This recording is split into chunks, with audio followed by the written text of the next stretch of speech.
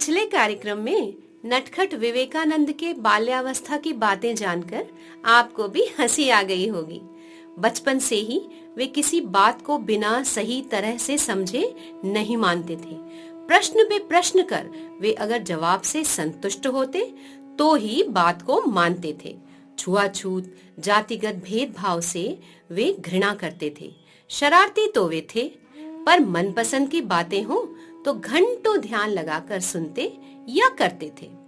आइए उनके बचपन की कुछ और बातें जानें।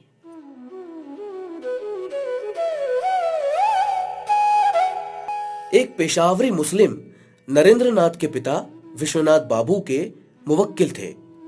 वे नरेंद्र के प्रति विशेष स्नेह रखते थे।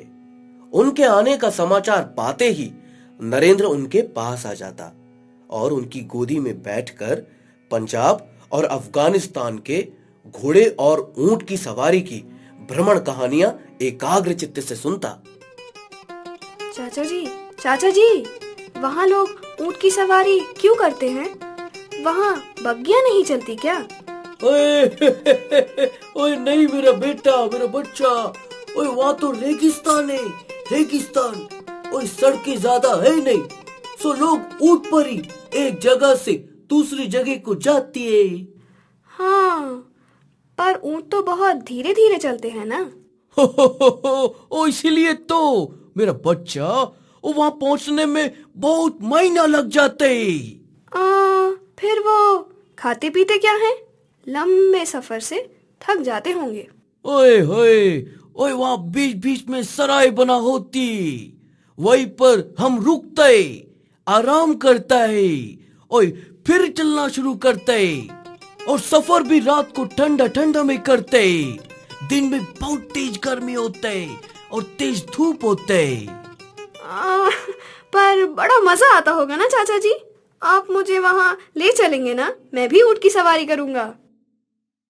ओए हमारा बच्चा, ओए तुम अभी बहुत छोटा है, बस 2 उंगल बड़ा होने को मांगता है, फिर हम तुमको जरूर ले जाएगी। आग्रह की अधिकता से वो कभी कभी दूर से ही बोलता। चाचा जी देखिए, मैं रात भर में 2 उंगल बढ़ गया हूँ। अब आप मुझे ले चलिए। ओए देखो तो, हो ओए हमारा बच्चा वाकई में बहुत बड़ा हो गई। अरे तुम तो 2 उंगल ऊंचे हो गई।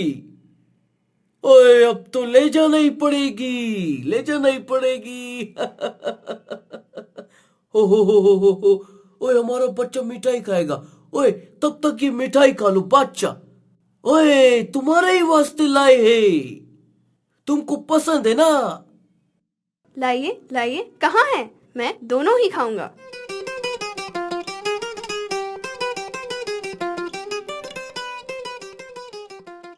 नरेंद्र बड़े चाव से चाचा की गोद में बैठकर मिठाई खाते और वहां बैठे दूसरे लोग इस अनाचार को देखते और सिहर जाते। परिवार में भी इस बात को लेकर बवंडर मचता, पर विश्वनाथ बाबू कट्टरपंथी ना थे। वे इस बात को हंसकर टाल देते। विश्वनाथ बाबू के दफ्तर में भिन्न भिन्न समाज के मुवक्किल आते थे। उनके लिए अलग अलग हुक्के की व्यवस्था थी। एक दिन कमरा खाली देखकर नरेंद्र वहां आया और हुक्के की नली में मुंह लगाकर कश खींचने लगा। विश्वनाथ ने मुवक्किलों के साथ कमरे में दाखिल होकर नरेंद्र को हुक्का पीते देख लिया।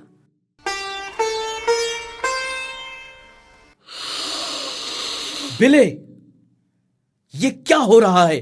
बाबा, सब कहते हैं दूसरी जाति के लिए रखा हुआ हुक्का नहीं पीना चाहिए। मैं तो देख रहा था, ऐसा करने पर क्या होता है। मैं तो वैसा ही हूँ। ये छत टूट तो नहीं पड़ी। मैं तो परीक्षा कर रहा था कि अगर मैं जाति भेद ना मानूं तो क्या होगा।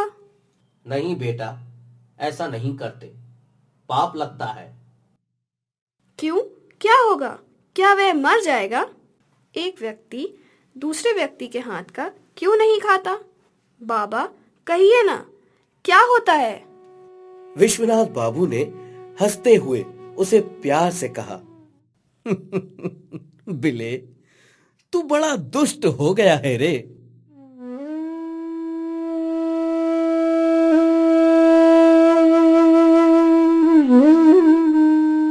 नरेंद्र ने सीताराम की मूर्ति को तोड़कर दूसरे ही दिन उसके स्थान पर एक शिव मूर्ति की स्थापना कर दी। माता का अनुकरण कर वे प्रतिदिन शिव पूजा करते थे। कभी पद्मासन में बैठकर ध्यान लगाते, तो कभी अपने साथियों को बुलाकर सब मिलकर शिव मूर्ति को घेरकर ध्यानस्थ होकर बैठे रहते। यह खेल नरेंद्र को बहुत भाता था। उस समय उनके मन में क्या चलता था वही जाने। एक दिन ध्यान से उठकर उदास होकर माँ के पास गया और कहा, माँ, मुझे शिवजी के दर्शन क्यों नहीं होते? सचमुच क्या मैं दुष्ट हूँ? इसीलिए शिवजी ने मुझे अपने पास से हटा दिया है। ऐसा किसने कह दिया रे तुझे? मैं अगर साधु हो जाऊं तो क्या शिवजी मुझे अपने पास लौट आने देंगे? हाँ हाँ, क्यों नहीं। यह बात परिवार की महिलाएं सुन रही थीं। वे अवाक रह गईं। बहू, ये तुमने क्या कह दिया है बेटे से? एक ही तो बेटा है तुम्हारा, उसे भी संन्यास लेने को कह रही हो? कैसी माँ हो तुम? यह बात अनजाने में कह जाने के बाद माँ का हृदय किसी अनजान डर से कांप उठा। उसी पर किसी के टोकने पर वह और विचलित हो उठी। अपने दादा की तरह अगर नरेंद्र भी संसार छोड़कर चला गया तो? पर मन ही मन शिव का ध्यान लगाकर उन्होंने इस डर को मन से हटा दिया और कहा, देखो भाई, अब भगवान की जो इच्छा होगी वही तो होगा ना। अब मैं उसमें बाधा देने वाली कौन हूँ? तब तो मैं सन्यासी ही बनूंगा।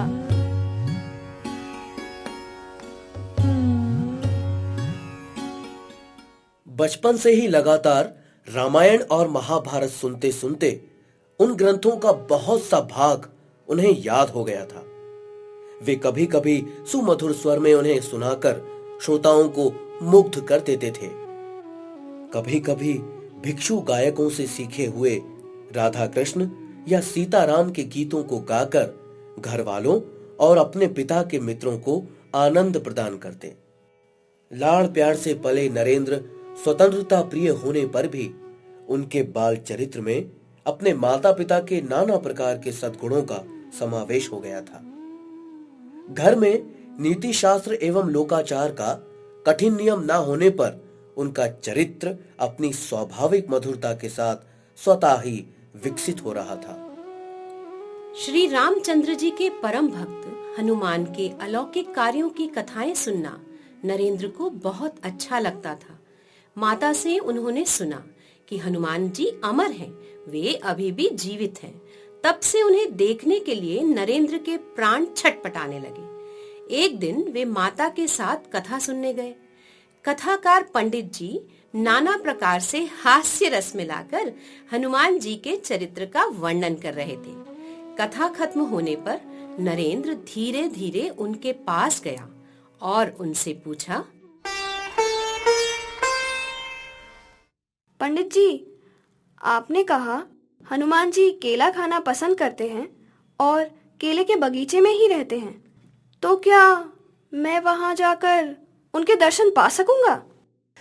हाँ बेटा, केले के बगीचे में ढूंढने पर तुम उन्हें पा सकते हो। फिर क्या था, दूसरे ही दिन घर के पास वाले केले के बगीचे में केले के पेड़ के नीचे बैठ गए और हनुमान जी की प्रतीक्षा करने लगे। काफी समय बीत गया पर हनुमान जी नहीं आए। अंत में लाचार होकर शाम ढलते घर वापस आए। माँ को सारी घटना सुनाकर इसका कारण पूछा। बालक के विश्वास पर चोट न करना ही माता ने उचित समझा और बेटे को प्यार से चूम कर कहा, ओले बेटा, बेटा तुम दुखी मत हो। शायद देखो, शायद आज हनुमान जी वो राम जी के किसी काम से कहीं दूसरी जगह पर चले गए होंगे। हाँ, इसीलिए वो तुम्हें नहीं मिले। किसी और दिन मिल जाएंगे। ठीक है बेटा। ओ बेटा मेरा। बालक शांत हुआ। उसने फिर कभी हनुमान जी से मिलने की कोशिश की या नहीं, ये तो ज्ञात नहीं, पर हनुमान जी के प्रति गंभीर श्रद्धा भाव उनके मन से कभी लुप्त नहीं हुआ। ब्रह्मचर्य व्रत ग्रहण करने के इच्छुक प्रत्येक युवक को विवेकानंद कहा करते थे,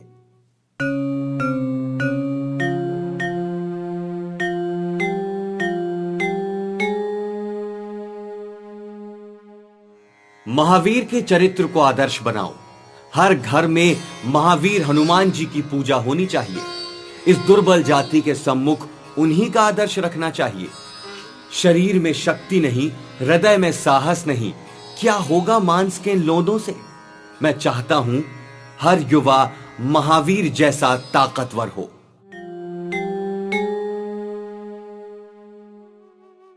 बोध या विचार शक्ति के कुछ और बढ़ने के बाद उनमें साधु या भिखारियों के प्रति एक स्वाभाविक आकर्षण दिखाई पड़ा। उनके आने पर वे उनके निकट दौड़ जाते, उन्हें कोई रोक नहीं पाता और जो भी मिलता उन लोगों को दे देते थे। एक दिन नई धोती पहनकर साथियों के साथ खेल रहे थे, तभी दरवाजे पर आवाज हुई।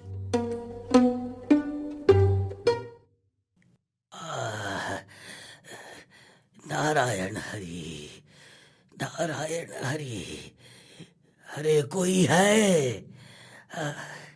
आओ बाबा, अंदर आओ। बेटा, कुछ पहनने ओढ़ने का मिल जाए तो। हाँ हाँ, लो ना, मेरी यह धोती बिल्कुल नई है, आज ही तो पहना है, ये ले लो। तुम्हारी ये छोटी सी धोती मैं कैसे पहनूंगा बेटा? पर तुम्हारा दिया दान मेरे सर आंखों पर। लाओ, मैं इसे अपने माथे पर लपेट लूं। जीते रहो बेटा, जीते रहो, जीते रहो, जीते रहो, जीते रहो। साधुओं के आने पर नरेन को किसी कमरे में बंद कर दिया जाता था, पर खिड़की से वे उन्हें बुलाकर जो कुछ मिलता दे देते थे और घर के लोगों को हरा दिया समझकर खुश हो जाते। दोनों बड़ी बहनों हरमोहिनी और स्वर्णमयी को वे हमेशा छेड़ा करते। दोनों हैरान परेशान होकर नरेन को पकड़ने के लिए पीछे पीछे दौड़ती, पर पकड़ न पाती। उन्हें और भी तंग करने के लिए नरेन किसी गंदे नाले में उतर जाता या किसी कूड़े के ढेर पर चढ़ जाता। बहनें उनका पीछा करती। रुक जा बिले, इधर आ। आज तुझे अच्छा मजा चखाऊंगी। मेरे कपड़े में अपना गंदा हाथ क्यों पोंछा? बोल। ओह, मेरी किताब तूने ही छुपाई है, निकाल दे जल्दी, नहीं तो मैं माँ को कह दूंगी। एक बार पकड़ लूं तो तेरी खैर नहीं बिले। स्वर्ण, तू उधर से जा, उधर जाकर पकड़, मैं इधर से इसका रास्ता रोकती हूँ। आओ ना, आओ पकड़ो मुझे। इस गंदी नाली में उतरो, तब तो पकड़ पाओगी मुझे। अच्छा चलो, मैं ही निकल आता हूँ, पर मेरे कपड़े और पैर गंदे हो गए हैं, मुझे छुओगी क्या? हाँ पकड़ूंगी, रुक, बिल्कुल पकड़ूंगी। पकड़ोगी तो ये लो, मैं कूड़े के ढेर पे चढ़ गया। अब आओ यहाँ, पकड़ो। माँ, देखो ना परेशान कर रहा है माँ। देखो ना माँ। दोनों बहनें हार कर रोते रोते अंदर चली जाती हैं।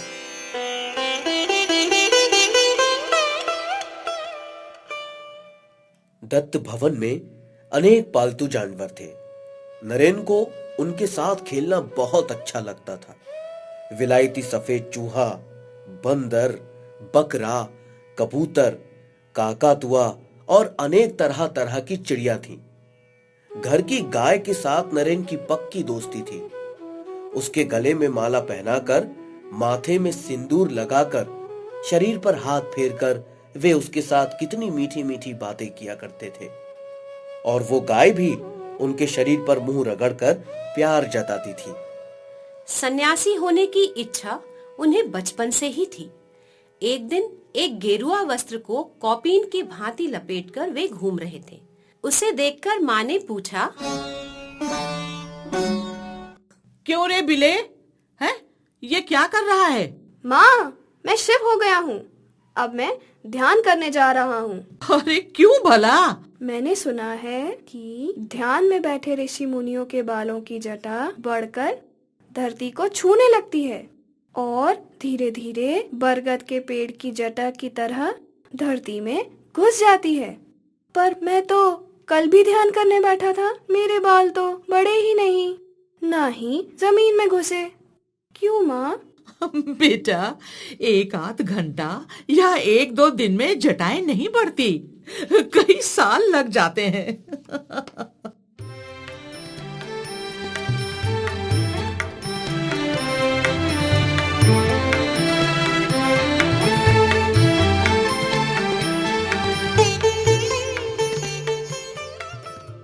नरेंद्रनाथ के पास खेलों की कमी ना थी।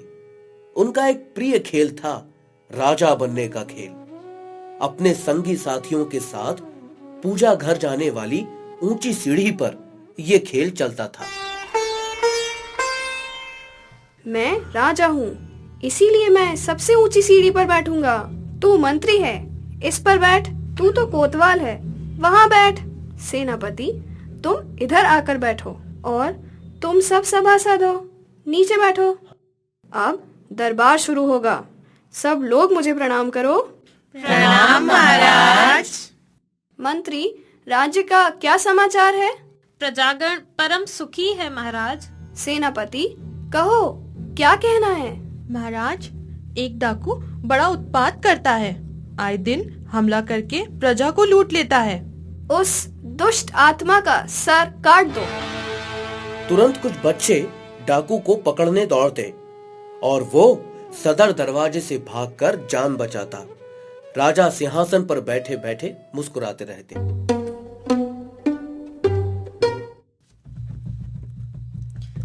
वो रहा, पकड़ो उसे, पकड़ो।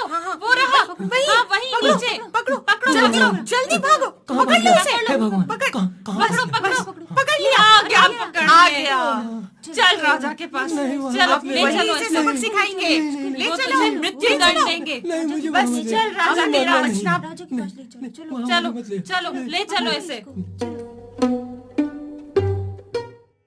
इसी तरह खेलते खिलाते नरेंद्र बड़ा हो रहा था। साथियों ने सर्वसम्मति से उसे नेता मान लिया था। जहां भी जाते, जो भी करते, सब बच्चे नरेंद्र का ही कहा मानते। उम्र में बड़े बच्चे भी उसी को नेता मानते थे। नरेंद्र बचपन से ही निर्भीक और साहसी थे। उसके एक सहपाठी पड़ोसी के घर चंपा का एक पेड़ था।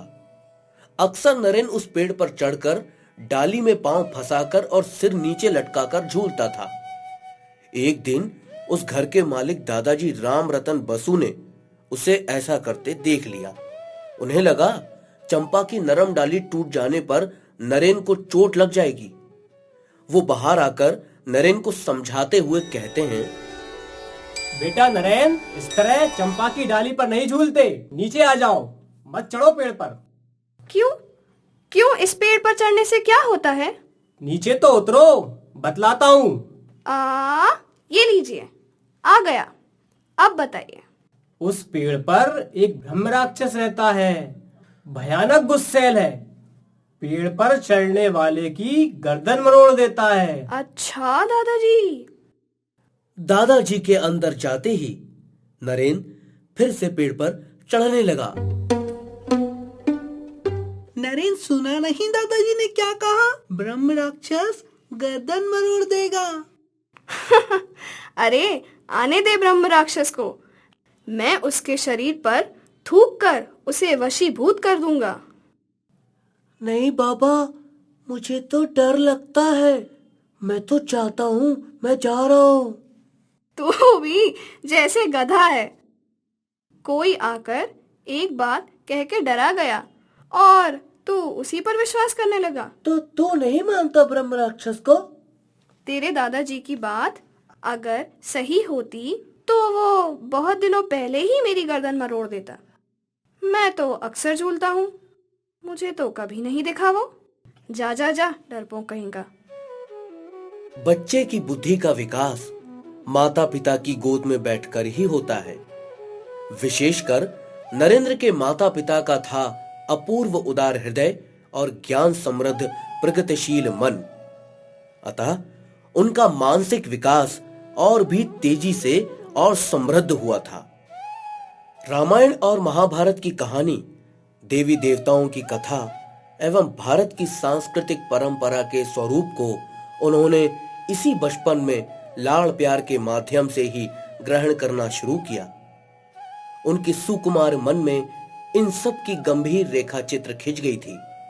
इसलिए परवर्ती काल में अपने व्याख्यान के प्रसंग में इन सब बातों का उल्लेख कर एवं सुंदर भाषा में उनकी व्याख्या कर श्रोताओं को मुग्ध कर देते थे। रामायण पर उनका इतना अधिकार हो गया था कि एक बार घर के पास रामायण गायकों के एक दल द्वारा एक पद विशेष को गाते समय कई पंक्तियां भूल जाने से अशुद्ध रूप से गाने पर नरेंद्र ने पदों को शुद्ध रूप से गाकर सभी लोगों से प्रशंसा पाई थी। गायकों ने भी अपनी भूल मानकर श्रोताओं से माफी मांगी थी और नरेंद्र को मिली थी ढेर सारी मिठाइयां। उनके महाभारत पाठ के संबंध में भी एक मर्मस्पर्शी घटना जानी जा सकती है। सन 1869 में दत्तग्रह के तत्कालीन मुखिया नरेंद्र नाथ के छोटे दादाजी काली प्रसाद दत्त मृत्युशैया पर पड़े थे।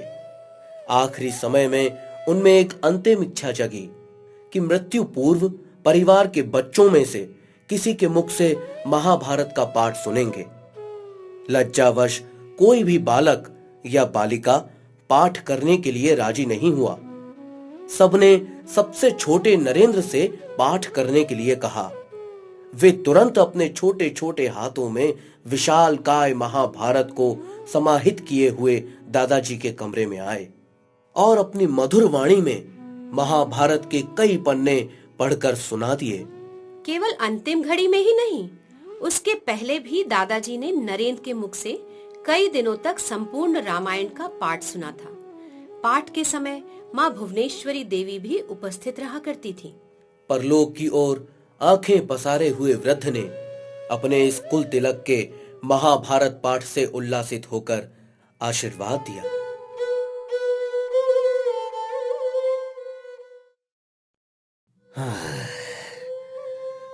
बेटा, समय आने पर तुम निश्चय ही बड़े आदमी बनोगे। हाँ।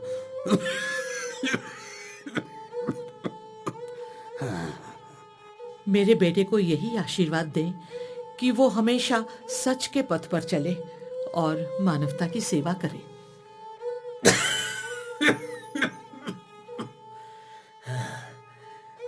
तुम्हारी जैसी माँ पाई है इस बालक ने, इसे कौन रोक सकेगा? अवश्य ही ये हमारे परिवार का नाम रोशन करेगा।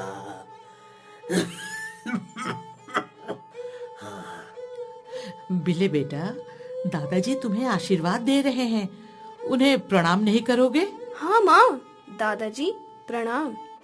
जीते रहो बेटा, जीते रहो, खुश रहो, जुग जुग जियो, जुग जुग जियो।